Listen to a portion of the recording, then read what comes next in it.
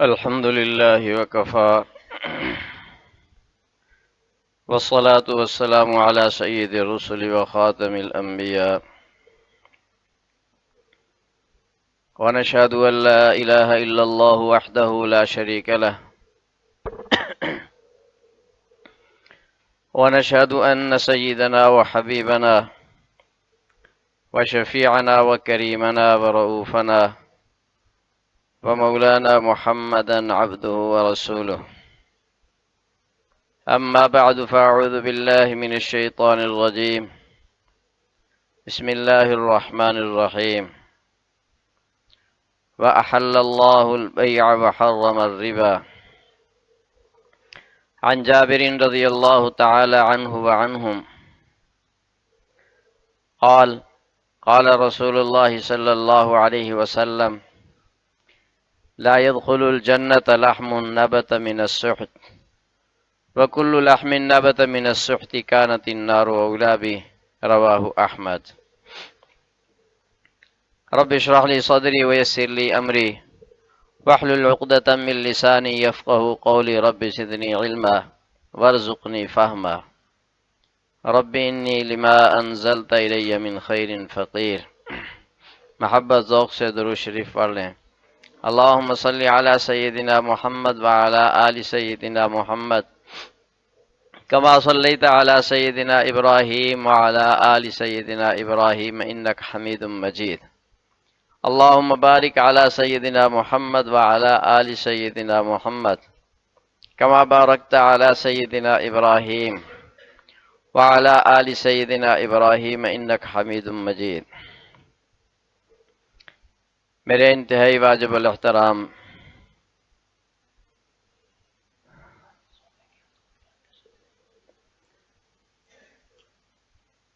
سامعین ذی وقار، تجار بھائیوں،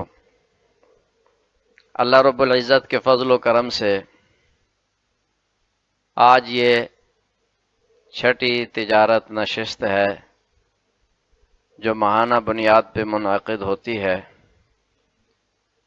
بزم دروس قرآن کی تعاون سے یہ نشست الحمدللہ دن بدن ترقی پذیر ہے اور انٹرنیٹ پر یوٹیوب پہ مختلف ذرائع سے اس کا دائرہ کار وسیع ہو رہا ہے۔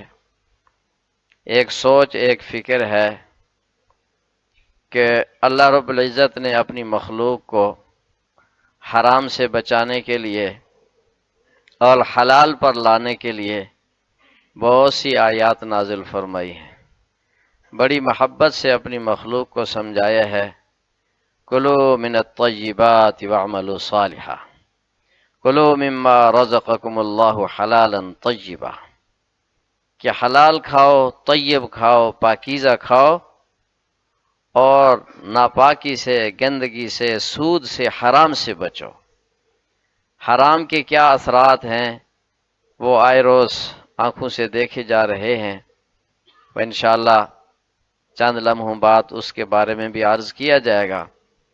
تو اسی فکر کے تحت یہ پروگرام شروع ہوا۔ آج یہ چھٹا مہینہ ہے۔ آپ حضرات جس محبت ذوق سے تشریف لاتے ہیں یہ بھی دینی محبت کی علامت ہے۔ اللہ تعالیٰ اس جذبے کو مزید بڑھائے۔ گزشتہ درس میں علت حرمت کے متعلق تفصیلی بات ہو چکی ہے۔ اس دفعہ اس عنوان پر مختصراً عرض کیا جاتا ہے، مسائل کے لیے وقت زیادہ نکالیں گے انشاءاللہ۔ پہلی بات تو حرام کی قباحت۔ حرام کی قباحت دل میں آئے گی تو اس سے نفرت پیدا ہوگی، اگر حرام کی قباحت نہیں ہے تو اس کی نفرت بھی نہیں ہوگی۔ حضرت جابر رضی اللہ تعالی عنہم کی روایت ہے، حضور سرور عالم صلی اللہ علیہ وسلم نے ارشاد فرمایا، لا يدخل الجنت لحم نبت من السحت، جو گوشت حرام سے بنا ہے، حرام سے پیدا ہوا ہے، وہ جنت میں داخل نہیں ہوگا۔ جو حرام غذا ہم خود کھا رہے ہیں، اپنی اولاد کو کھلا رہے ہیں، اولاد کی صحت کی فکر ہے، اور اس کے قد کاٹ کی فکر ہے، اس کی تعلیم کی، اس کے روزگار کی، یہ ساری فکرات ہیں، لیکن یہ کبھی نہیں سوچا کہ میں جس رزق سے اس کو پال رہا ہوں، یہ رزق اگر حلال نہیں ہے تو یہ میرا لخت جگر، میری محبوب اولاد، میرے دل کا ٹکڑا جہنم میں جلے گا، مجھ سے کیسے برداشت ہوگا۔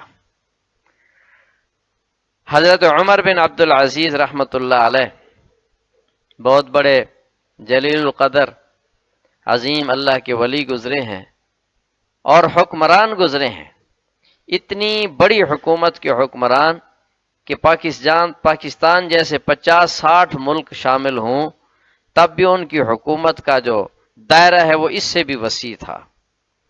اتنی بڑی حکومت کے حکمران ہیں، لیکن عید کا دن ہے، عید کا دن قریب ہے، تو اولاد کی ڈیمانڈ ہے کہ ہمارے رشتہ دار، ہمارے دوست عید کے دن نئے کپڑے پہنیں گے، ہمارے پاس نیا لباس نہیں ہے، ہمیں لباس چاہیے، عید کے کپڑے چاہیے۔ بیوی نے بھی کہا تو فرمانے لگے کہ میرے پاس تو نہیں ہے، میں کہاں سے تمہیں دلاؤں؟ بادشاہ وقت ہو کر اولاد کے لیے عید کے کپڑے نہیں ہیں۔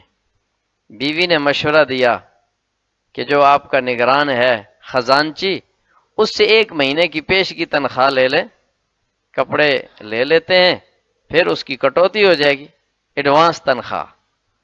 انہوں نے پیغام بھیجا کہ 1 مہینے کی ایڈوانس تنخواہ دے دو۔ تو آگے وہ جو نگران تھا وہ بھی تو انہی کا شاگرد تھا، انہی کا منتخب کردہ تھا۔ کیا جواب دیا کہ اگر آپ 1 مہینے کے لیے اپنی زندگی کی گارنٹی لکھ دیتے ہیں تو میں مہینے کی تنخواہ دے دیتا ہوں۔ فرمایا کہ یہ تو نہیں ہو سکتا، مجھے کیا پتا کب موت آنی ہے۔ پھر بادشاہ کے بیٹوں نے عید پرانے کپڑوں میں گزاری ہے، لیکن اولاد سے پھر مخاطب ہوئے ہیں، بیٹو میں نے تمہارے لیے حلال کا انتخاب کیا ہے کہ حرام لباس، حرام غذا تمہارے بدن کو نہ لگے، میں نے تمہارے لیے جنت کا راستہ منتخب کیا ہے، کیا اس پر خوش ہو؟ اولاد بھی تو انہی کی تھی، ہاں جی ابا جان ہم اس پہ راضی ہیں۔ حرام سے بچنے کے لیے دنیا کی لذتیں بھی چھوڑنی پڑتی ہیں، دنیا کی خواہشات کو کنٹرول کرنا پڑتا ہے، اپنی ضرورتوں کو کنٹرول کرنا پڑتا ہے، تب آدمی حرام سے بچ سکتا ہے۔ تو وہ گوشت جو حرام سے پلا ہے، پیدا ہوا ہے، فرمایا کہ لا يدخل الجنہ، وہ جنت میں داخل نہ ہوگا۔ کہاں جائے گا؟ فرمایا کل لحم نبت من السحت کانت النار اولی بہ، جو گوشت حرام سے پیدا ہوا ہے وہ جہنم میں ہی جلنے کے زیادہ لائق ہے۔ اللہ پناہ میں رکھے، یہ بہت بڑا المیہ ہے کہ آج جہنم کا خوف بھی دلوں سے ختم ہو گیا، جنت کا شوق بھی مٹ گیا، جہنم کا خوف بھی مٹ گیا، اتنا آخرت سے دوری ہے۔ اور یاد رکھو یہ بھی حرام مال کے اثرات ہیں کہ آج مسلمان کے دل میں جنت کا شوق نہیں رہا، جہنم کا خوف نہیں رہا، یہ بھی حرام کے اثرات ہیں۔ حضرت ابو ہریرہ رضی اللہ عنہ کی روایت ہے، بخاری شریف میں ہے، حضور سرور عالم صلی اللہ علیہ وسلم، محبت سے کہتے رہو، صلی اللہ علیہ وسلم نے فرمایا یأتی علی الناس زمان لا یبال المرء ما اخذ منہ امن الحلال ام من الحرام، لوگوں پہ ایسا زمانہ آئے گا کہ بس ایک دھن سوار ہوگی، مال کمانا ہے، بڑھانا ہے، بڑھاتے رہو بڑھاتے رہو، یہ اس کو پرواہ ہی نہیں ہوگی کہ میں حلال کما رہا ہوں یا حرام، مکروہ مشتبہ ہے یا صحیح ہے، اللہ اس پہ راضی ہے یا ناراض ہے، اس کے اثرات بد کیا ہوں گے، اس کی کوئی پرواہ نہیں، بس پیسہ پیسہ بڑھاؤ بڑھاؤ بڑھاتے جاؤ، اس کی پرواہ ہی نہیں ہوگی کہ حلال ہے یا حرام۔ آج ہم حقیقت کی نظر سے دیکھیں تو آج ہم اسی زمانے سے گزر رہے ہیں۔ دوسرے نمبر پر سود کی قباحت ہے۔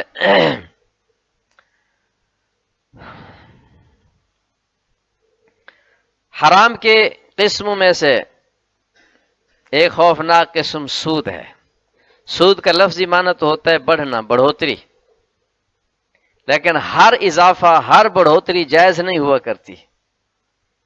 سود میں بھی مال بڑھتا ہے، تجارت میں بھی مال بڑھتا ہے۔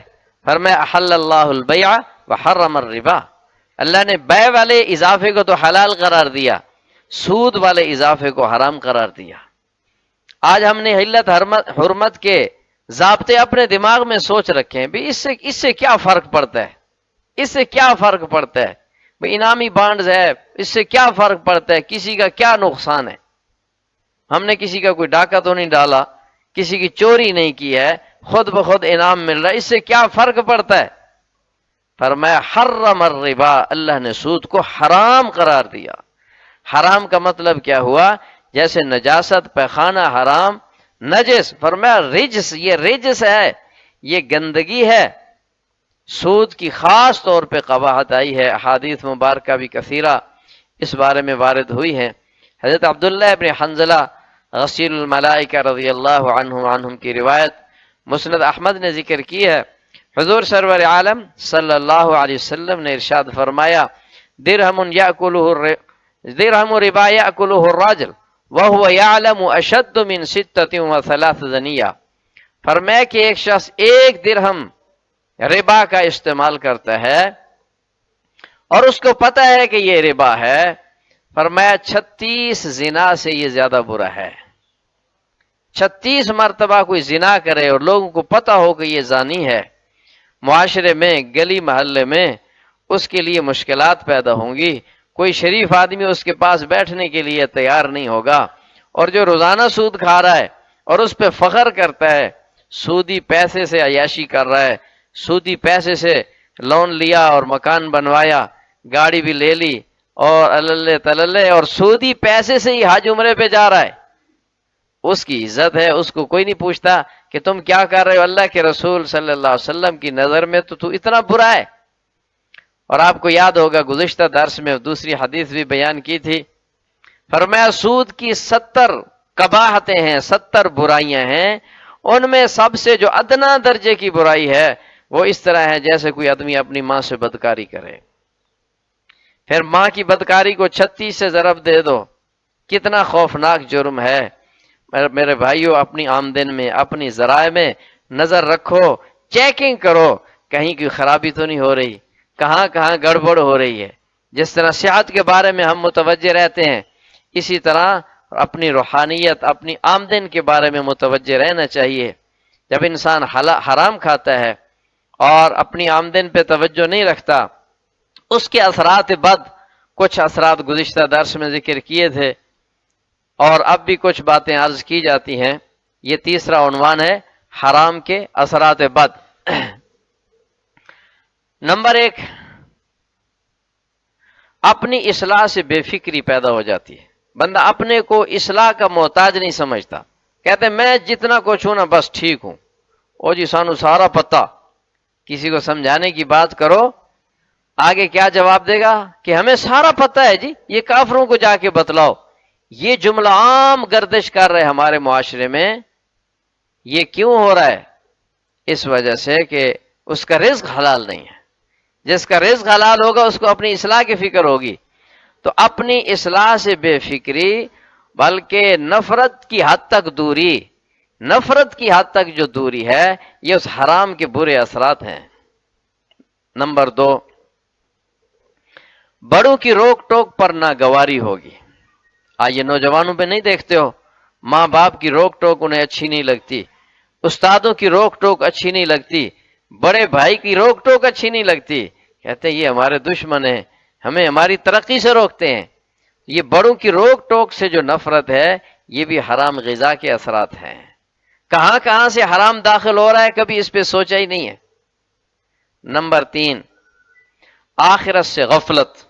پہلے جیسے عرض کیا کہ جنت جہنم سے دوری، آخرت کا پرواہ ہی کو نہیں، دنیا کے ہر کام کی فکر ہے، ہر شے کے بارے میں تیاری ہے، شادی کی تیاری، سفر کی تیاری اور پروگراموں کی تیاری، پکنک کی تیاریاں، ہر شے کی تیاری ہے، اگر نہیں ہے تو آخرت کی تیاری نہیں ہے۔ ایسے بہت کم، ہزاروں میں کوئی اکا دکا بندہ ہوتا ہے جو پوری تیاری کر کے موت کے لیے منتظر بیٹھا ہوتا ہے کہ کب پتہ نہیں بلاوا آ جائے، حالانکہ ہر مومن کو ایسا ہونا چاہیے تھا، ہر مومن کو، مگر ایسا نہیں ہے۔ یہ اس کے اثرات ہیں جو ہم کھا پی رہے ہیں، جو استعمال کر رہے ہیں، کہاں کہاں سے حرام داخل ہو رہا ہے، اس پہ نظر کرنے کی ضرورت ہے۔ نمبر 4، جنت سے بے رغبتی ہے۔ صحابہ کرام علیہم الرضوان جنت کا نام سن کر بڑے بڑے فیصلے کر گزرتے تھے، اپنی زندگی داؤ پہ لگا دیتے تھے جنت کے طلب میں، اپنی پوری معیشت داؤ پہ لگا دیتے تھے جنت کی طلب میں۔ ہمارے اندر کس درجے کی طلب ہے؟ اور یہ میں عرض کرتا ہوں، ہم مراقبہ کیا کریں، تھوڑی دیر کے لیے 5 منٹ کے لیے روزانہ مراقبہ کریں کہ میرے اندر دنیا میں زندہ رہنے کا زیادہ شوق ہے یا مر کر جلد جنت میں جانے کا زیادہ شوق ہے۔ ہر بندہ اپنے سے خود پوچھے، روزانہ 5 منٹ کا مراقبہ کر لیا کریں۔ پہلا سوال کیا ہے کہ میرے اندر دنیا کی یہ نعمتیں، یہ لذتیں اور یہ بیوی بچے، یہ دوست یار احباب، ان میں زندہ رہنے کی زیادہ تمنا ہے یا دنیا سے جا کر جنت میں جلد پہنچنے کی زیادہ تمنا ہے؟ اپنے سے سوال کریں، پتہ چل جائے گا جنت کا شوق کس درجے کا ہے۔ نمبر 2، دنیا کی لذتیں ہمیں زیادہ مرغوب ہیں یا آخرت کی نعمتیں زیادہ مرغوب ہیں؟ اس بارے میں بھی سوچا جائے۔ نمبر 3، دنیا کے اندر اپنے مفاد کے لیے مال خرچ کر کے دنیاوی منافع حاصل کرنا زیادہ پسندیدہ ہے یا آخرت کی جنت اور جنت کی نعمتیں لینے کے لیے مال خرچ کرنا زیادہ پسندیدہ ہے؟ کتنے سوال ہو گئے؟ 3 سوال۔ اور چوتھا سوال، آخرت کے لیے، جنت کے حصول کے لیے اپنے کو مشقت میں ڈالنا اور اپنے مفادات کو چھوڑنا میرے لیے مرغوب ہے یا اپنے کو تن آسانی میں، غفلت میں، سستی میں ڈالے رکھنا میرے لیے پسندیدہ ہے؟ یہ 4 سوال ہیں بھائی، ان 4 سوالوں پر 4 منٹ ہی لگا لو روزانہ۔ اگر آخرت کی طرف جواب آ رہا ہے پھر رات کو تہجد میں اٹھنا آسان ہوگا، پھر اذان کی آواز سن کر دکان کو چھوڑ دینا آسان ہوگا، پھر دینی پروگراموں کے لیے وقت نکالنا آسان ہوگا، انفاق فی سبیل اللہ آسان ہوگا۔ اگر جواب نفی میں ہے اور زیادہ تر ایسے ہی ہونا ہے، رات کو پھر نیند نہیں کھلے گی۔ وہ جی رات کو تھکے ہوئے آتے ہیں، ایک نوجوان سے پوچھا، بھئی کیا کرتے ہو؟ جی فلاں دکان پہ کام کرتا ہوں، ٹینٹ سروس پہ۔ نماز پڑھتے ہو؟ تو استاد جی ٹائم ہی نہیں ملتا نماز دا۔ صاف کہہ دیا، استاد جی ٹائم ہی نہیں ملتا نماز کا، صبح یہاں سے جاتا ہوں اور سارا دن کام، رات کو دیر سے تھکا ہوا آتا ہوں، ٹائم ہی نہیں ملتا نماز کا۔ اب اس بیچارے کو جنت کا کیا پتا کہ جنت کیا چیز ہے، جنت کی حوریں تیری کس طرح منتظر ہیں۔ اور 5ویں چیز، جہنم سے بے خوفی۔ یہ بھی عام ہے، جہنم کا خوف نہیں ہے، دنیا کی ہر چیز کا خوف ہے، سانپ بچھو کا، بھیڑ کا، مچھر اور مکھی کا خوف ہے۔ ڈینگی مچھر سے کتنا خوف زدہ ہو جاتا ہے معاشرہ۔ ابھی یہ موسم مچھروں کا آ رہا ہے، سپرے کرو، مچھردانیاں لو، فلانی شے فلانی شے، اتنے انتظامات مچھر سے بچنے کے لیے۔ کاش کہ اتنے انتظامات ہم جہنم سے بچنے کے لیے بھی کر لیتے۔ تو جہنم سے بے خوفی، جنت سے بے رغبتی، آخرت سے غفلت، یہ سارے اثرات ہیں کہ ہماری جو غذا جا رہی ہے، جو مال ہم استعمال کر رہے ہیں، جس مال سے لباس خریدا، جس مال سے مکان خریدا، ضروریات زندگی خرید رہے ہیں، اس مال میں گڑبڑ ہے۔ جب پانی گندا اندر جائے گا تو اس کا جو نتائج ہوں گے، ایک ٹینکی میں گندا پانی جا رہا، اس سے جو پانی پیے گا وہ سارے بیمار ہوں گے۔ اس کے بعد چوتھا عنوان ہے اصول تجارت۔ اس پر بھی چند باتیں عرض کی جاتی ہیں کہ تجارت کو، اپنے کام کو اچھا بنانا اور اس میں ترقی کی سوچ رکھنی چاہیے۔ گزشتہ درس میں بھی عرض کیا تھا کہ بہت سے حضرات جتنا کہ ایک ٹھیا نظام بنایا ہوا ہے، بس اسی پہ قناعت کی ہوئی ہے کہ بس میرا گزارا چل رہا ہے تو بس ٹھیک ہے۔ اچھی نیت کے ساتھ کاروبار کو بڑھانے، ترقی دینے کی سوچ ہونی چاہیے، اور نیت یہ ہو کاروبار بڑھے گا، زیادہ لوگوں کو روزگار ملے گا، کاروبار بڑھے گا اور یہ اپنے محلے کو، اپنے علاقے والوں کو زیادہ ضروریات زندگی یہاں پر فراہم ہوں گی، ان کو دور دراز نہیں جانا پڑے گا، ان کا خرچہ بچے گا۔ اس طرح اچھی نیت ہو، کاروبار بڑھے گا، زیادہ دولت ہوگی، میں اللہ کے راستے میں خرچ کروں گا، مدرسوں میں دوں گا، دین کے پروگراموں میں شامل کروں گا۔ اچھی نیت سے کاروبار میں ترقی کی سوچ رکھنی چاہیے اور سوچتے رہنا چاہیے، مشورہ کرنا چاہیے کہ میں اس میں کس طرح ترقی کر سکتا ہوں۔ تو اس راستے پہ چلنے کے لیے ایک اہم اصول ہے صفائی۔ کاروبار کا ایک خوبصورت اصول ہے صفائی۔ صفائی کا شریعت نے بھی حکم دیا ہے، نظافت کا حکم دیا ہے۔ طہارت الگ چیز ہے، نظافت الگ چیز ہے۔ ایک تو پاک ہے، ایک بسا وقت رومال پاک ہے لیکن ہے میلا کچیلا، اس میں بدبو آ رہی ہے، تو یہ پاک ہے لیکن صاف نہیں ہے۔ پاک بھی ہو اور صاف بھی ہو۔ دکان کے اندر صفائی رکھیں۔ ایک تو اپنے لباس کی بھی صفائی ہونی چاہیے، ایسا میلا کچیلا لباس، بکھرے ہوئے بال اور بھیڑی سی شکل بنا کے بیٹھا ہے، آنے والا دیکھ کے پیچھے چلا جائے، یار میں کس کے متھے لگ گیا۔ اپنی شکل و حیت بھی ٹھیک رکھنا، اپنی لباس بھی صاف رکھنا۔ نمبر 2، اپنی دکان کی صفائی، چیزوں کی سیٹنگ۔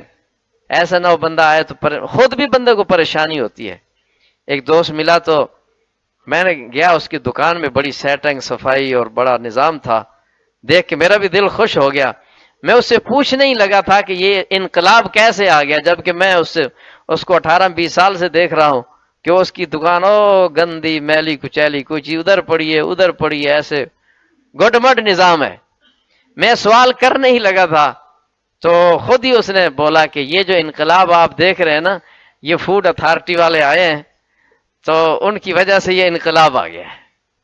اب اس نے ہر چیز صاف ستھری سیٹنگ کے ساتھ، بوریوں کے اوپر اس نے شاپر ڈالا ہوا، مکھیوں سے حفاظت۔ تو یہ فوڈ اتھارٹی والوں نے کہا ہے، تم نے مانا ہے۔ اگر شریعت کی بات سمجھ کے، جناب رسول اللہ صلی اللہ علیہ وسلم کا حکم سمجھ کے ایسا کرتے تو اس محنت پر بھی تجھے اجر و ثواب ملتا۔ مخلوق کی خدمت سمجھ کے یہ صفائی کرتے تو اس پر بھی تجھے اجر و ثواب ملتا۔ یہ ریڑھی والے اللہ کے بندے، کھانے پینے کی چیزیں ایسی، ایک تو ہے نا چھلکے والی، کیلا ہے اس کو چھیل کے کھانا ہے، کنو ہے چھیل کے کھانا ہے، بہت سی چیزیں جو چھیل کے نہیں کھائے نا، جو ٹانگری والے بیچارے ایسے پھر رہے ہوتے ہیں، گنڈیری والے، اور جو بغیر چھیلے کھانے والی چیزیں ہیں ایسی کھلی ہوئی پڑی ہے، مٹی آ رہی ہے، پر مکھی ہے، مچھر ہے، گندے ہاتھ لگ رہے ہیں، اس کی انہیں کوئی پرواہ نہیں ہے، بس یہ سودا خریدنا کیسے، بیچنا کیسے۔ صفائی کر کے تو دیکھو، اپنی ترتیب قائم کر کے دیکھو، انشاءاللہ بکری میں اضافہ ہوگا، سیل بڑھے گی، گاہک بھی مطمئن ہوگا، اور خود کو بھی بڑی سہولت ہوگی۔ ہر چیز سلیقے سے سجی ہوئی ہو، ترتیب کے ساتھ، خود بھی آپ محسوس کریں گے قلبی اطمینان اور سکون کا ذریعہ۔ کتنے دوست ایسا یہ شکایت کرتے ہیں، جی دکان پہ بیٹھنے کو دل نہیں کرتا۔ میں ان سے بھی یہی کہتا ہوں، اپنی دکان پہ ذرا صفائی ستھرائی کر کے، ہر چیز سیٹنگ میں کر کے رکھو، پھر دیکھو دکان میں دل لگتا ہے نہیں۔ جب دکاندار کا خود دکان میں دل نہیں لگ رہا تو گاہک کا دل کیسے لگے گا؟ نمبر 2، اپنے رویوں کو نرم رکھنا، گاہک کے ساتھ مسکراہٹ کے ساتھ بولنا، یہ بھی تجارت کا اصول ہے۔ ہاں، عورتوں کے ساتھ نہیں مسکرانا، ایسا نہیں کرنا، عورتوں کے ساتھ ایسا اخلاق جائز نہیں ہے۔ آج تو زیادہ تر عورتوں کے ساتھ تو مسکراتے ہیں، مردوں کے ساتھ کوئی نہیں مسکراتا۔ یہ میرے سامنے کے مشاہدے ہیں۔ ایک دکان، کپڑے والی دکان پہ بیٹھا ہوا تھا، اللہ اس کا بھلا کرے، تو اب مرد بھی آ رہے ہیں، میں بھی بیٹھا ہوں، میرے ساتھ تعارف تھا اس لیے مجھے تو دیکھ کر اٹھ کے ملا ہے۔ اب مرد جو آ رہے ہیں ان کے ساتھ مسکراہٹ نہیں ہے، اتنے میں عورتیں آئی ہیں، ہاں خالہ جی ٹھیک ہو، آ گئے ہو، بیٹھو۔ اب اس کے لیے مسکرا بھی رہا ہے۔ بعض اللہ کے بندے عورتوں کے لیے بوتلیں منگواتے ہیں۔ اللہ کا خوف کرنا چاہیے، وہ بھی کسی کی بہن، کسی کی بیٹی، کسی کی ماں ہے، وہ اگر بے حیائی کر کے آ گئی ہے، تجھے تو اللہ کا خوف آنا چاہیے۔ اللہ اکبر کبیرہ۔ جب اللہ کا خوف دل میں ہوگا، جہنم کا خوف دل میں ہوگا، پھر آنکھ غلط استعمال نہیں ہوگی۔ ایک نوجوان ہے، اس کے بارے میں نے سنا ہے، اس کا بھی کپڑے کا دکان ہے، وہ کبھی بھی عورت کی طرف نہیں دیکھتا، وہ ہمیشہ نظر نیچے رکھتا ہے، بات ایسے کرے گا نظر نیچے۔ ایک ڈاکٹر کے پاس میں گیا، وہ بھی آپ کے چکوال کا ڈاکٹر ہے، وہاں کچھ دیر میں بیٹھا رہا، مریض آ رہے تھے، عورتیں آ رہی، اس نے نظر اٹھا کے نہیں دیکھی، حقیقت پوچھی، دوائی لکھی، دوائی لکھ کے ایسے دے دی، چپ کر کے پکڑا دی، اور ساری ترتیب بھی سمجھا دی، گفتگو پوری کی ہے، آنکھ اٹھا کے نہیں دیکھی کہ یہ کون ہے۔ انسان کوشش کر لے تو کیا مشکل ہے؟ تو رویوں کو نرم رکھنے کا یہ بھی مطلب نہیں ہے کہ گناہ میں مبتلا ہو جائے۔ تیسرا اصول ہے ڈیمانڈ پر پورا اترنے کی ہر ممکن کوشش کرنا۔ گاہک کی جو ضروریات ہیں، آپ نے جس شعبے کا دکان بنایا ہے، کریانہ ہے، جنرل سٹور ہے، اور بھی جتنے بھی ذرائع ہیں، اس شعبے کے جو ایٹمز ہیں، کسی نے بجلی کا دکان بنایا، ہارڈ ویئر کا دکان ہے، اور بھی جو اس شعبے کے اس کی ضروریات کے جتنے ایٹمز ہیں ان سب کو پورا رکھیں۔ ایسے نہیں 4 ایٹم ہیں تو 2 شارٹ ہیں، فلانی چیز کے اتنے ہیں تو اتنے نہیں ہیں۔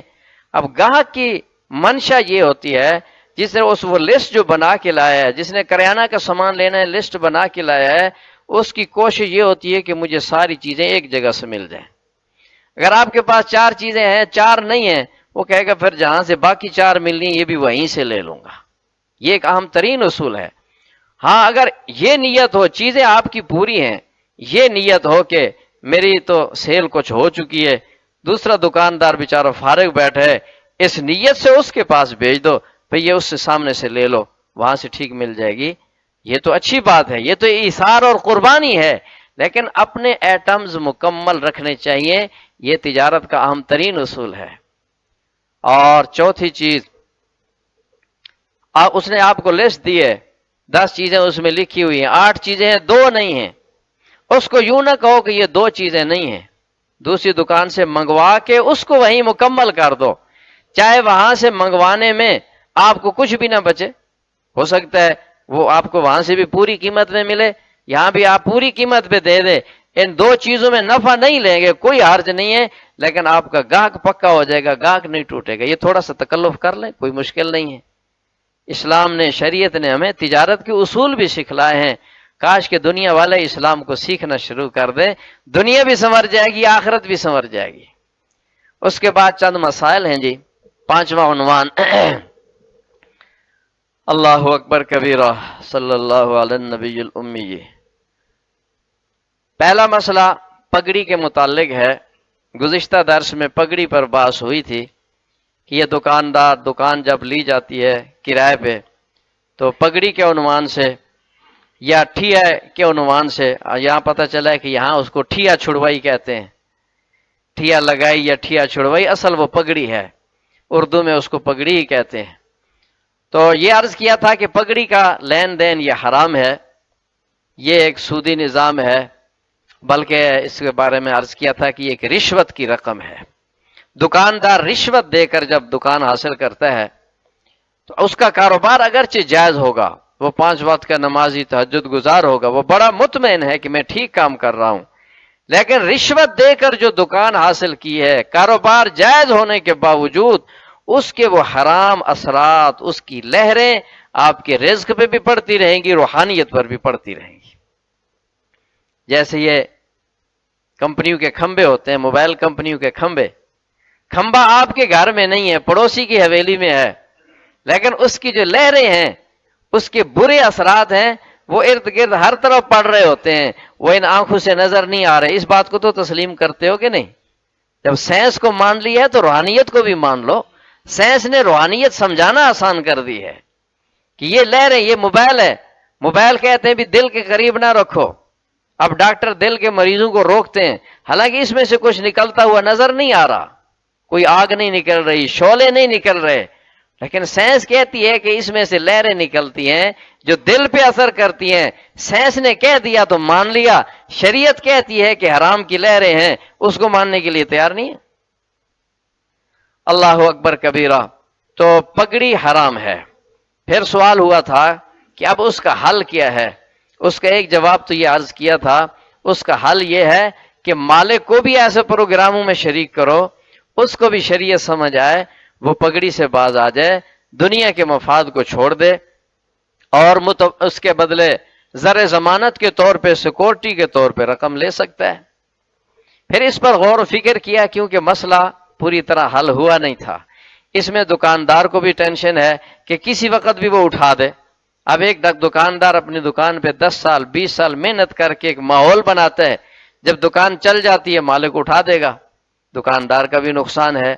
تو اس پہ غور و فکر کیا تو اللہ پاک نے ایک حل دل میں ڈال دیا، آج آپ کے سامنے وہ پیش کرنا ہے کہ پگڑی کا متبادل کیا ہے۔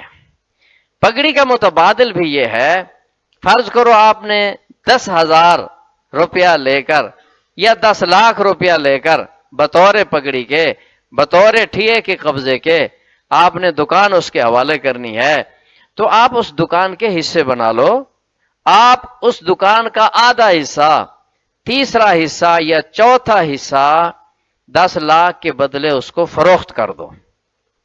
مثلا چوتھا حصہ آپ نے فروخت کر دیا، اب چوتھے حصے کا وہ مالک بن گیا، باقی 3 حصے کے مالک آپ ہیں، آپ نے اپنے 3 حصے اس کو کرائے پہ دے دیے، ایک حصہ 10 لاکھ کا بیچ دیا، باقی 3 حصے 10,000 کرائے پہ منتھلی آپ نے دے دیے ہیں۔ اب آپ اس کو اٹھا بھی نہیں سکتے کہ وہ خود بھی اس کے ملکیت میں حصہ ہے، اور اس میں تقسیم کرنا ضروری نہیں، دکان کا کوئی سا چوتھا حصہ ہے وہ اس کا ہے، تقسیم کرنا اس میں کوئی ضروری نہیں کہ یہ کونا تیرا ہے اور یہ میرا ہے، اس کی کوئی ضرورت نہیں۔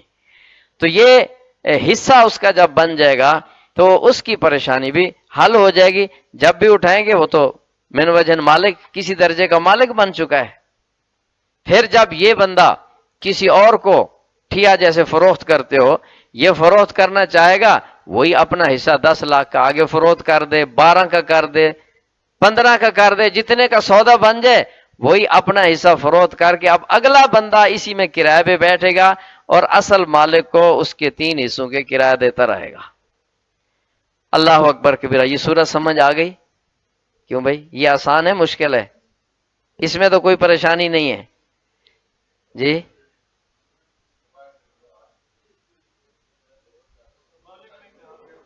اچھا جی، دیکھو کچھ نہ کچھ تو تبدیلی لانی پڑے گی، کچھ نہ کچھ تو ٹینشن برداشت کرنی پڑے گی، مالک کو کچھ نہ کچھ تو پریشانی میں ڈالنا پڑے گا اگر حرام سے بچنا ہے۔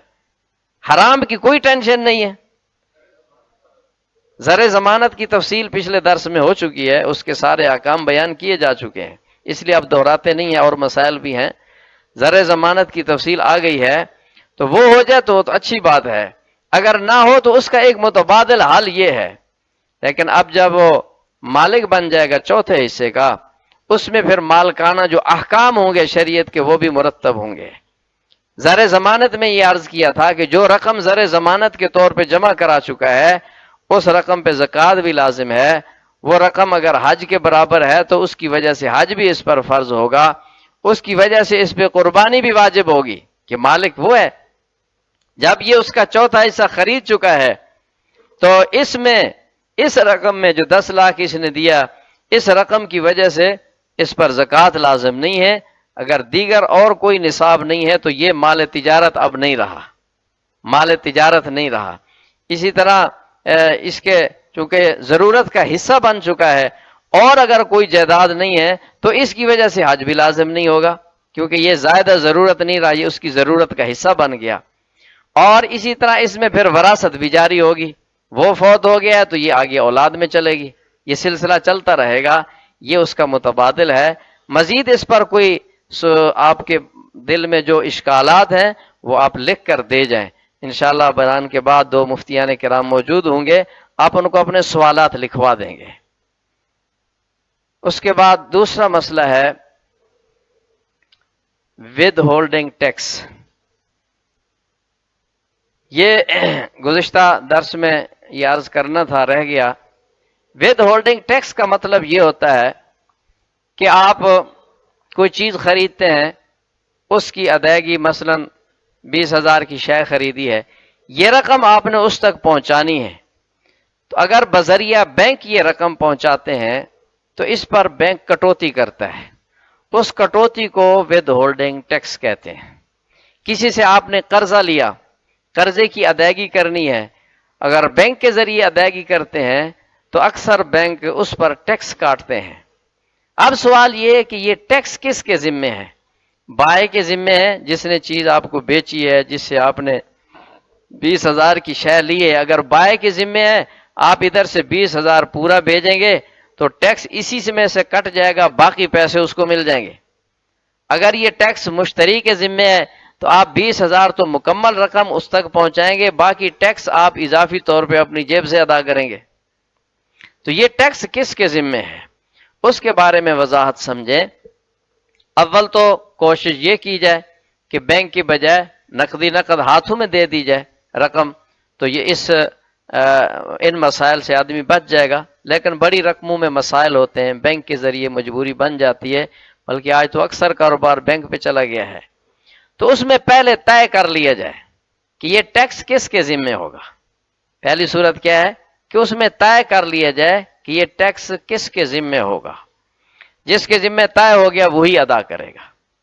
اور دوسری صورت یہ کہ اگر پہلے طے نہیں کیا، پھر دیکھنا ہے کہ بینک کی طرف لے جانے میں اصرار کون کر رہا ہے۔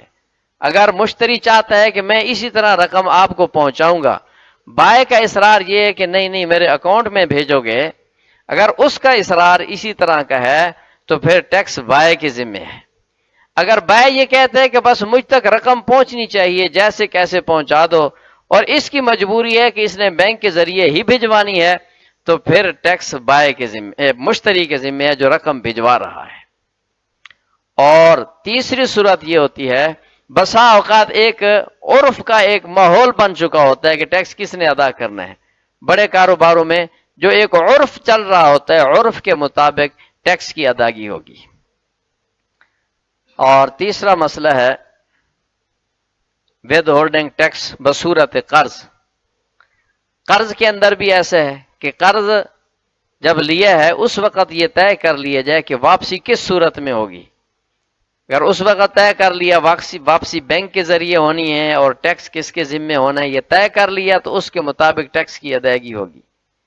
اگر طے نہیں کیا تو یہاں بھی جس کا اصرار بینک کے ذریعے واپسی کا ہے، مقروض کا یا قرض خواہ کا، دوسرے کی طرف سے اگر اصرار نہیں ہے تو جس کی مجبوری ہے، جس کا اصرار ہے، ٹیکس بھی اس کے ذمے ہوگا۔ اگر ایسا نہیں ہے پھر جیسے آپس میں عرف قائم ہو، عرف کے مطابق ٹیکس دیا جائے گا۔ اور چوتھا مسئلہ ہے کمیشن ایجنٹ بننا۔ یہ مسئلہ آج کل بہت چل رہا ہے مارکیٹوں میں۔ کمیشن ایجنٹ، بعض دکاندار کاریگروں کو یہ کہتے ہیں کہ تم گاہک ہمارے پاس لایا کرو، اتنا ٹیکس، اتنے اس میں سے اتنا فیصد ہم تمہیں دیں گے۔ مثلا ہارڈ ویئر کی دکانیں ہیں، اسی طرح سینیٹری کی دکانیں ہیں، اسی طرح یہ انجن ہے، پیٹر ہیں، اس طرح کی یہ چیزیں بڑے سامان ہیں۔ تو انہوں نے اب کاریگر کو لوگ لے کے، مشینری جتنی ہے نا، مشینری لینی ہوتی ہے، لوگ کاریگر کو کہتے ہیں یار مجھ سے یہ چیز دلا دو۔ بندے کا اعتماد اس کاریگر پہ ہوتا ہے، مکینک پہ ہوتا ہے، اور مکینک اپنی اس خاص دکان پر لے کے جاتا ہے۔ اسی طرح یہ بجلی کا نظام ہے، جس کو آپ نے بلایا الیکٹریشین، آپ نے الیکٹریشین کو کہا ہے کہ یہ سامان بھی آپ لے آؤ، ہمیں دلوا دو، کہاں سے اچھا سامان ملے گا۔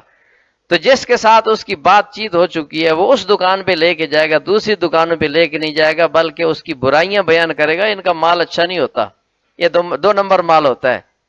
تو اپنے مخصوص دکان پہ لے کے جائے گا۔ وہ دکاندار اس الیکٹریشین کو، کاریگر کو، مکینک کو، جو سامان سیل ہوا 10%، 20% طے ہوتا ہے، اتنا حصہ اس کا رکھ دیتا ہے، پھر وہ چکر لگا کے وصول کر لیتا ہے۔ اس کو کہتے ہیں کمیشن ایجنٹ بننا۔ اسی طرح بعض گاڑی والوں نے، رکشے والوں سے بھی کہا ہوا ہوتا ہے، یہاں تو چھوٹا شہر ہے نا، بڑے شہروں میں جہاں آپس میں مقابلہ ہوتا ہے، اب مثلا اسلام آباد سے لاہور کے 10 اڈے ہیں، اب ہر جگہ سے لاہور کی گاڑی نکل رہی ہے، گاڑی والوں نے رکشے والوں سے بھی بات کی ہوئی ہوتی ہے کہ لاہور کی سواری ہمارے اڈے پہ لاؤ گے اور ہر سواری سے تمہیں اتنا روپے ملیں گے۔ کراچی میں بھی یہ ماحول بنا ہوا ہے۔ اس کو کہتے ہیں کمیشن ایجنٹ بننا۔ اس کا شرعی حکم بھی سمجھنا چاہیے، بہت سا طبقہ اس میں مبتلا ہے۔ یاد رکھو کہ یہ جو اس کو کمیشن دیا جا رہا ہے اس دلال کو، یہ دلال بھی ہے، یہ ایجنٹ بھی ہے۔ اس ایجنٹ کو جو کمیشن دیا جا رہا ہے، دلال کو دیا جا رہا ہے، دکاندار اگر اس بندے کی وجہ سے چیز کی قیمت میں اضافہ کر دیتا ہے تو پھر یہ کمیشن لینا حرام ہے۔ یہ جو رات کو بڑی ٹرانسپورٹ چلتی ہے نا، ہوٹلوں پہ یہی نظام ہوتا ہے۔ ہوٹل والوں نے بسوں والوں کے ساتھ طے کیا ہوتا ہے، گاڑی ہمارے ہوٹل پہ کھڑی کرو گے تو ڈرائیور، کلینڈر، کنڈکٹر، ان سب کا کھانا بھی فری، اور بڑا زبردست قسم کا ان کو کھانا دیا جاتا ہے، اور باقی وہ وصولی پھر باقی جو مجمع ہوتا ہے، روٹی کھانے والا، چائے پینے والا، ان کی جیبوں سے نکالا جاتا ہے۔ تو یہ سلسلہ حرام ہے۔ ایجنٹ بننا، ایجنٹ بنانا، دینے والا بھی حرام کاری کر رہا ہے، لینے والا بھی حرام کاری کر رہا ہے، وہ بڑا مطمئن ہے مجھے کھانا مفت مل گیا، اتنا پیسہ مفت مل گیا، لیکن خود بھی حرام کھا رہا ہے، بچوں کو بھی حرام کھلا رہا ہے۔ یہ ان باقی لوگوں کی جہالت سے اور ان کی مجبوری سے ناجائز فائدہ اٹھایا جا رہا ہے۔ اب ایک عام آدمی آتا ہے، اس کو وہ چیز 20 روپے کی دیتا ہے، جب یہ ایجنٹ لے کے آئے گا، اس نے ایجنٹ کو بھی اس میں سے حصہ دینا ہے، اس کے گاہک کو وہ 25 روپے کی دے گا، یہ 5 روپے جو اس نے فالتو لگائے اس ایجنٹ کی وجہ سے یہ حرام سلسلہ یہاں سے شروع ہو گیا۔ دوسری صورت یہ ہے کہ دکاندار اپنی چیز کا ریٹ متعین رکھتا ہے، ہوٹل والے کے کھانے کا ریٹ متعین ہے، وہ کوئی بھی آ جائے اس کا ریٹ وہی ہے، چاہے یہ گاڑی والا لے کے آئے یا کوئی بھی لے کے آئے، اور یہ مکینک لایا ہے یا کوئی بھی لایا، اس کے ریٹ وہی فکس ہیں، ہر کسی کو اسی ریٹ پہ دے رہا ہے۔ جس بندے کو یہ ایجنٹ لے کے آئے اس کو بھی اسی ریٹ پہ دے رہا ہے، پھر اپنی جیب سے اس ایجنٹ کو اگر کچھ دینا چاہتا ہے تو دے سکتا ہے، یہ اس کے لیے حلال ہے، اس میں قباحت نہیں ہے۔ بس ہر کسی کو 20 کی دے رہا ہے، اس کو بھی 20 کی دے کے 5 روپے اس کے منافع ادھر دے دیتا ہے، تو وہ اپنی جیب سے بطور انعام کے دے رہا ہے، اس میں کوئی حرج نہیں ہے، اس طرح کی ایجنٹی بھی جائز ہے۔ اسی طرح عمرہ کے یہ کمپنیاں ہیں عمرے کی جو عمرے کراتے ہیں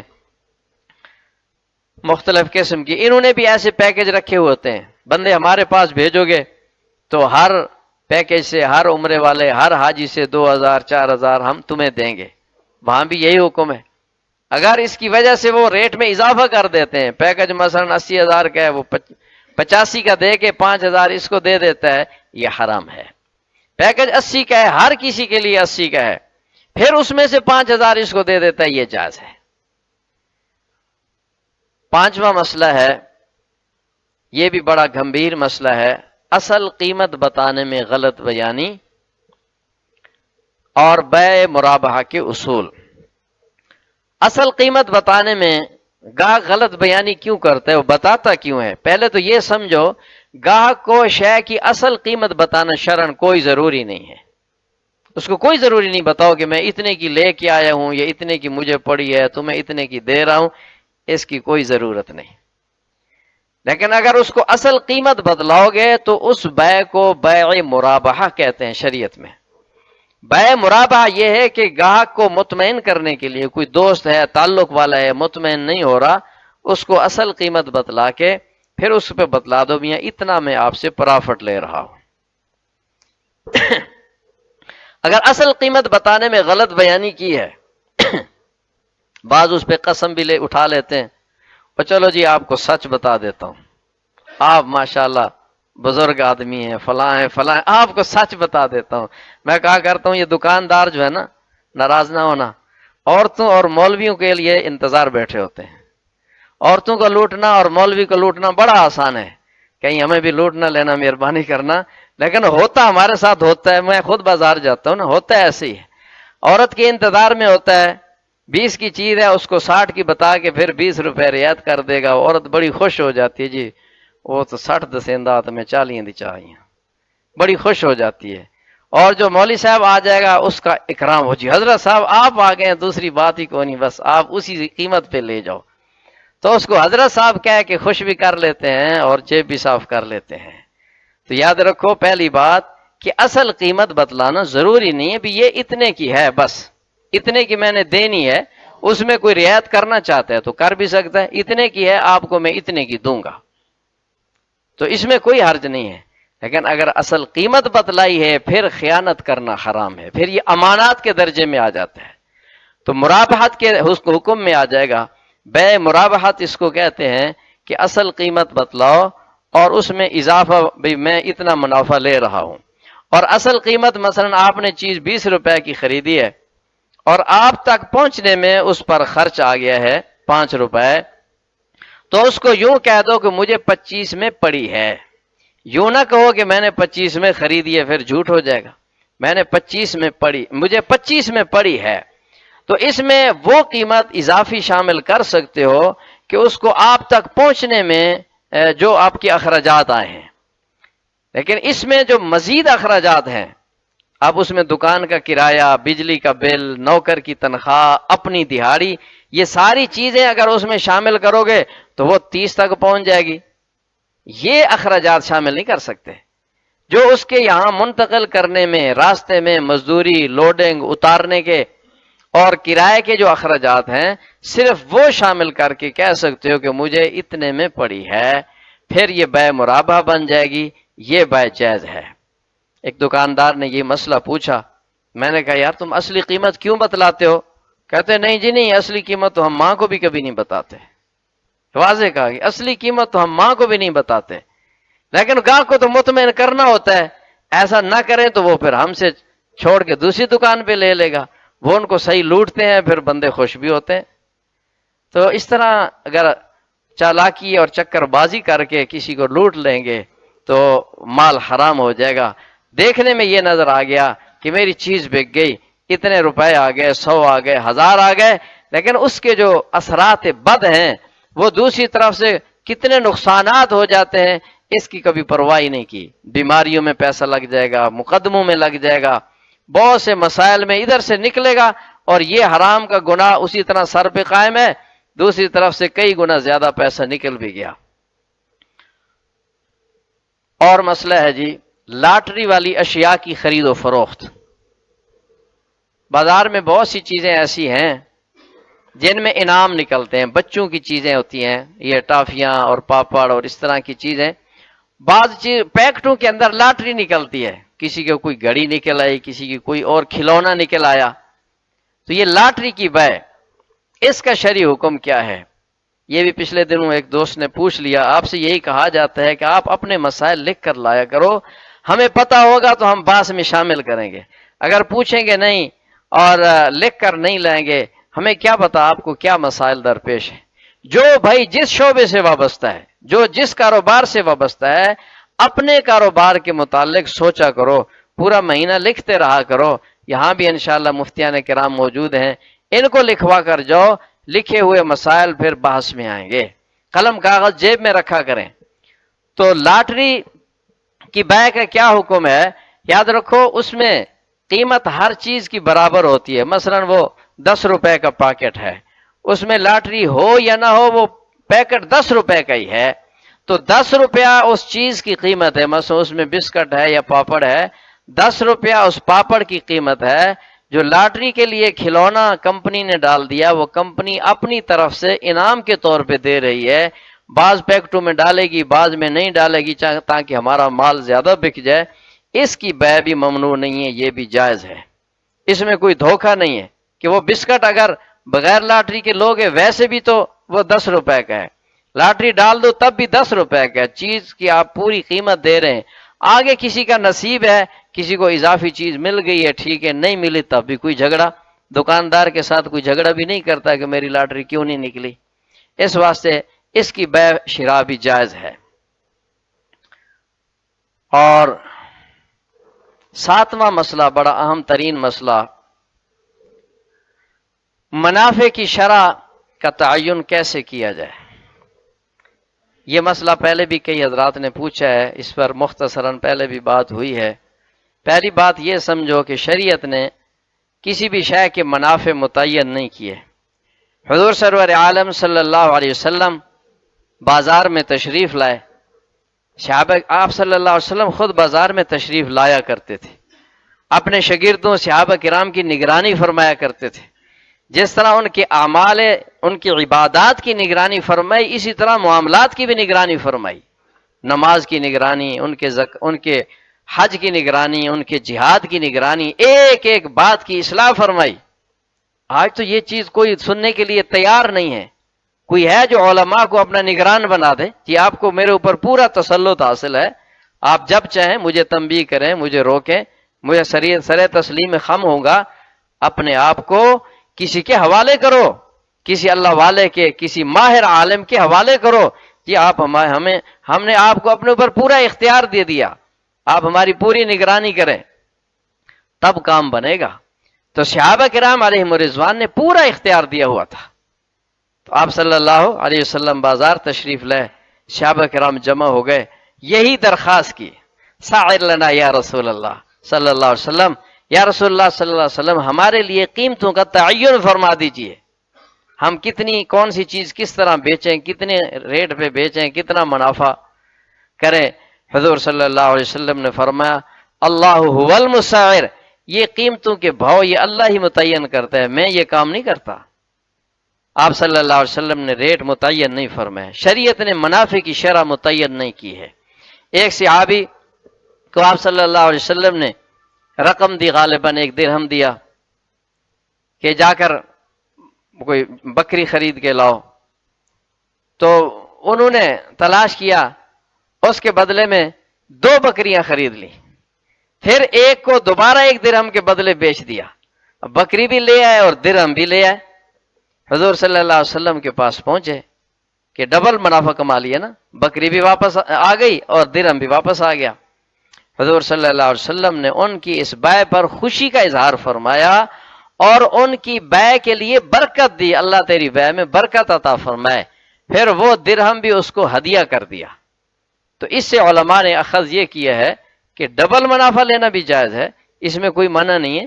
بسا اوقات بڑی جو چیزیں ہوتی ہیں، خصوصاً پلاٹ زمینیں ہیں، آج آپ نے ایک چیز ₹1,00,000 کے لیے، ممکن ہے 10 سال کے بعد وہ کروڑ کی بک جائے، کئی گنا منافع بڑھ جاتا ہے۔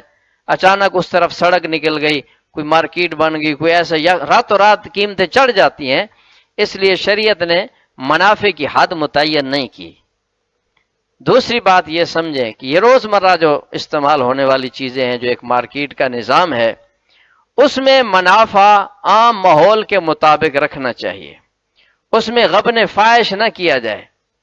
غبن فاحش کا کیا مطلب؟ بہت زیادہ کمی بیشی، جو ایک عام روٹین چل رہی ہے، بازار کا روٹین ایک ماحول ہے مارکیٹ کا، اس روٹین کے مطابق چلنا چاہیے اور گاہک کی مجبوری سے فائدہ نہ اٹھایا جائے۔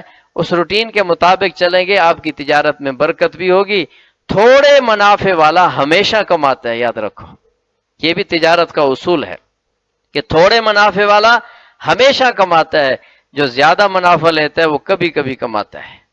تو ہمیشہ کمانا اچھا ہے یا کبھی کبھی کمانا اچھا ہے؟ جو آ گیا اس کے کپڑے اتار لو، وہ آہیں بھرتا رہے، اس کی آہوں کے بھی تو اثرات پڑیں گے۔ اگرچہ اس منافع کو حرام تو نہیں کہا جائے گا، مگر اس کی آہوں کے اثرات تو پڑیں گے۔ تو دوسرا اصول یہ ہے کہ عام ماحول اور مارکیٹ کے نظام کے مطابق آدمی چلے۔ تیسری بات اس بارے میں سمجھو، کسی کی مجبوری سے فائدہ اٹھانا ناجائز ہے، اس کو کہتے ہیں بیع المضطر۔ یہ حدیث شاید ابتدائی دروس میں گزری ہے، نہا رسول اللہ صلی اللہ علیہ وسلم عن بیع المضطر، مضطر کی بیع سے رسول اللہ صلی اللہ علیہ وسلم نے منع فرمایا۔ مضطر کی بیع کیا ہے؟ کبھی تو بیچنے والا مجبور ہے، پتہ چل گیا کہ اس نے تو بیچنا ہی بیچنا ہے، اس کا پریشانی بن گئی ہے، کوئی حادثہ ہو گیا، بیمار ہے، اس نے اپنی زمین، اپنی گاڑی، اپنا مکان بیچنا ہی بیچنا ہے۔ اب وہ دائیں بائیں انتظار میں ہوتے ہیں، ہن مرغا صحیح پھنسیا، اب اس بیچارے کا وہ تیا پانچا کرتے ہیں اور اونے پونے اس سے چیز لے لیتے ہیں۔ ابھی کچھ عرصہ پہلے کوئٹہ میں ایسا نہیں ہوا؟ کوئٹہ میں جب ہنگامے بنے تو ہنگاموں کی وجہ سے جو پنجاب کے لوگ وہاں رہائش پذیر تھے، لاکھوں کروڑوں کی کوٹھیاں بنی ہوئی، ایسے اونے پونے میں بیچ کے آ گئے۔ ان کو پتہ چل گیا کہ انہوں نے جانا ہی جانا ہے، مکان بیچنا ہی بیچنا ہے، تو ان کی تو مجبوری ہے، لہذا مجبوری سے ناجائز فائدہ اٹھاؤ۔ یہ بیع ناجائز ہے، اس سے منع کیا گیا ہے۔ یہ تو اس کی بائع کی مجبوری ہوگی، بائع کی مجبوری سے بھی منع کیا گیا۔ اس کو کوئی ضرورت پڑ گئی ہے، موبائل ہے، 20,000 کا موبائل ہے، اس کو کوئی پریشانی پڑ گئی، حاجت آ گئی، اس کی دوسرے کو پتہ چل گیا کہ یہ پریشان ہے، اس نے بیچنا ہی بیچنا ہے، اس کی 2,000 قیمت لگا لو، اس نے تو دینا ہی دینا ہے، اس کی مجبوری ہے۔ تو کسی کو مجبور دیکھ کر چیز اس کے اونے پونے لے لینا، اس سے منع فرمایا۔ اور کبھی مشتری کی مجبوری ہوتی ہے کہ مشتری کی اس میں مجبوری ہے، اس نے وہ چیز لینی ہی لینی ہے اور کہیں سے وہ چیز ملنی نہیں ہے۔ اب وہ جو تاجر ہے، دکاندار ہے، اس کی مجبوری سے فائدہ اٹھاتا ہے اور کئی گنا قیمت بڑھا چڑھا کے اس سے لے لیتا ہے۔ یہ کل رات کی بات ہے، پرسوں رات کی لاہور جا رہے تھے تو ہمیں وہ چارجر والی کیبل چاہیے تھی، یہاں سے لینا یاد نہیں رہا، گاڑی میں تھی نہیں، تو ایک جگہ پمپ پہ رکے ہیں تو دکان والے سے پوچھا، یہ عام کیبل یہاں 80-90 روپے کی ہوگی، زیادہ سے زیادہ 100 روپے کی۔ تو وہ کہتے ہیں 350 روپے، 350 روپے کی اس نے کیبل بتلائی، اور اس کو کہا ہے وہ میاں چکوال سے ہم آئے ہیں وہاں تو 100 روپے، میں نے کہا 350 روپے کا تو بہترین پورا چارجر اچھے والا مل جاتا ہے، عام چارجر بھی 150 کا ملتا ہے، تم ایک کیبل وہ دے رہے ہو 350 کی۔ اس کو پتہ ہے کہ یہ سفر میں ہے، انہوں نے کیبل لینی ہی لینی ہے، ہر بندے کے پاس موبائل ہے اور رابطہ رکھنا ہوتا ہے، مجبوری کو دیکھ کے اس نے 350 کی ہمیں دی، ہم نے لی ہے، مجبور تھے۔ یہ ہے بیع المضطر، مجبور کو چیز بیچ دینا۔ ہماری مسجد کے قریب ایک پلاٹ ہے انوار آباد میں، اس سے ہم نے کہا کہ یار جب یہ تم نے بیچنا ہو نا تو ہمیں بتانا، ہم لے لیں گے، ہمیں ضرورت ہے۔ تو کچھ دنوں کے بعد کہتے جی میں نے بیچنا ہے 1,00,000 روپے کا ایک مرلہ، جبکہ وہاں اس وقت بیع 60,000 65 60 بس اتنا تک تھی، 50 60 تک ریٹ ہے۔ کہتے 1,00,000 روپیہ، ہم خاموش ہو گئے، بھی اس کے دینے کا پروگرام نہیں ہے۔ 2-3 مہینے کے بعد کسی اور کو اس نے 65,000 کا دے دیا، اور اسے ڈیمانڈ اس نے 70 کی ہے اور پھر 65 کا دے دیا۔ یہ کیا کہ اس نے ہم سے 1,00,000 کیوں مانگا؟ اس کو پتہ ہے کہ مسجد مدرسہ ایسی چیز ہے کہ ان کی ضرورتیں بڑھتی رہتی ہیں، انہوں نے لینا ہی لینا ہے، لہذا ان سے 1,00,000 مانگو 1,50,000 مانگو، اس کو کہتے ہیں بیع المضطر۔ تو منافع کی یہ جو کیفیت ہے، دوسرے کی مجبوری کی وجہ سے، بائع کی مجبوری سے چیز کا ریٹ کم کر دینا اور اس کو پریس کر کے لے لینا، اور مشتری کی مجبوری سے چیز کا ریٹ بڑھا دینا، یہ ناجائز ہے، یہ حرام خوری ہے۔ اللہ اکبر کبیرہ۔ اور آخری بات، وہ ہمارے سلائیڈ میں تو شامل نہیں ہے، یہ ایک اضافی مسئلہ ہے۔ یہاں ایک مچھلی بک رہی ہے، مچھلی ایک تو یہ کانٹے والی مچھلی ہے نا، ہر ٹھیے پہ ایک موٹی موٹی مچھلیاں پڑی ہوتی، موٹی مچھلی، اس میں کانٹا بالکل نہیں ہوتا، درمیان میں ایک گول سی ہڈی ہوتی ہے راڈ کی طرح، اور اس مچھلی کا آپ نے کبھی سر نہیں دیکھا ہوگا، کبھی دیکھا ہے آپ نے؟ یہ مچھلی سر کے بغیر آتی ہے، اور یہ دریاؤں میں بھی نہیں ہوتی، یہ کراچی سے آتی ہے، پنڈی سے آپ کی چکوال میں آتی ہے، پھر آپ کے چکوال والے وہ دکانوں والے وہ مچھلی بغیر کانٹے والی بنا بنا کے بیچتے ہیں، اور بڑے مزے سے کھاتے ہو، 800 روپے کلو، 1,000 روپیہ کلو۔ اس مچھلی کی حقیقت سمجھو، اس مچھلی کا کھانا حرام ہے، یہ مچھلی ہے ہی نہیں، یہ مچھلی ہے ہی نہیں۔ ہوتا یہ ہے کہ سمندر میں جتنے جانور خشکی میں پائے جاتے ہیں، اسی طرح کے سارے جانور سمندر میں بھی پائے جاتے ہیں، سمندری کتا، گدھا، خنزیر، ہر قسم کے جانور، وہ جتنے جانور ہیں ان کا منہ تبدیل ہوتا ہے، پیچھے سب مچھلی کی طرح ہوتے ہیں۔ اور اسی طرح ایک مونگا مچھلی شمار کی جاتی ہے، مونگا مچھلی، اس کے گل پھڑے نہیں ہوتے، مچھلی کی علامت یہ ہے کہ ریڑھ کی ہڈی بھی ہو اور اس میں وہ گل پھڑوں سے سانس لیتی ہے۔ وہ جو مونگا مچھلی ہوتی ہے اس کے گل پھڑے نہیں ہوتے، وہ شارک کی نسل میں سے، اس کے بچوں میں سے ہے، اور کراچی کے دریا سمندر میں عام ہے، سمندر میں یہ عام پائی جاتی ہے۔ شکاری جب شکار کرتے ہیں، اتنی بڑی بڑی مچھلی آ گئی، کوئی گھوڑا آ گیا، کوئی گدھا آ گیا شکار میں، تو سر کاٹ دیتے ہیں، باقی بغیر کانٹے والی مچھلی بنا کر چکوال میں بھیج دیتے ہیں، اور یہاں 500 روپے کلو بکتی ہے، یہ 500 روپے کلو دوسری سے مہنگی ہے، اور کراچی میں یہ مچھلی نہیں ملتی، وہاں لوگوں کو پتہ ہے وہاں یہ مچھلی نہیں ملتی، اس لیے اس مچھلی کو مت لو، یہ مچھلی نہیں ہے، پتہ نہیں کیا ہے۔ ایک دوست آئے تھے، ان کا بھی یہی دکان تھی، پوچھا بھی کیا بناتے ہو؟ بھی ہم مچھلی کانٹے والی بھی بنا کے بیچتے ہیں، بغیر کانٹے والی۔ اس سے میں نے پوچھا بغیر کانٹے والی کہاں سے لاتے ہو؟ بولا پنڈی سے، پنڈی والے کراچی سے۔ میں نے کہا ابھی ان سے کہو کہ ہمیں پیکنگ کے بغیر سر سمیت یہ مچھلی بھیجو۔ اس نے رابطہ کیا، پھر آ کے بتلایا جی سر سمیت یہ مچھلی نہیں مل سکتی۔ وجہ کیا ہے کہ سر کے سمیت بھیجتے ہیں تو راز کھلتا ہے، یہ حرام خوری کا راز کھلتا ہے، اس لیے خود بھی بچو، دوسروں کو بچاؤ، اور یہ جو مچھلی بیچنے والے لوگ ہیں ان بیچاروں کو بھی پتہ نہیں ہے، ان ریڑی والوں کو کوئی نہیں پتہ، ان دکانداروں کو کوئی پتہ نہیں ہے کہ ہم قوم کو حرام کھلا رہے ہیں، ان کو خود کو پتہ نہیں ہے، ان کو بھی یہ مسئلہ سمجھاؤ، جو آپ کے تعلق میں ہیں، رابطے میں ہیں، ان کو یہ مسئلہ سمجھاؤ، اللہ کے لیے قوم کو حرام نہ کھلاؤ، اپنی اولاد کے لیے حرام روزی کا یہ نظام نہ چلاؤ، اس کو دفع کرو، مت لو۔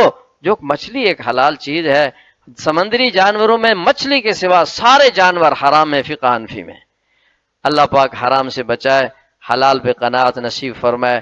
وآخر دعوانا ان الحمد للہ رب العالمین۔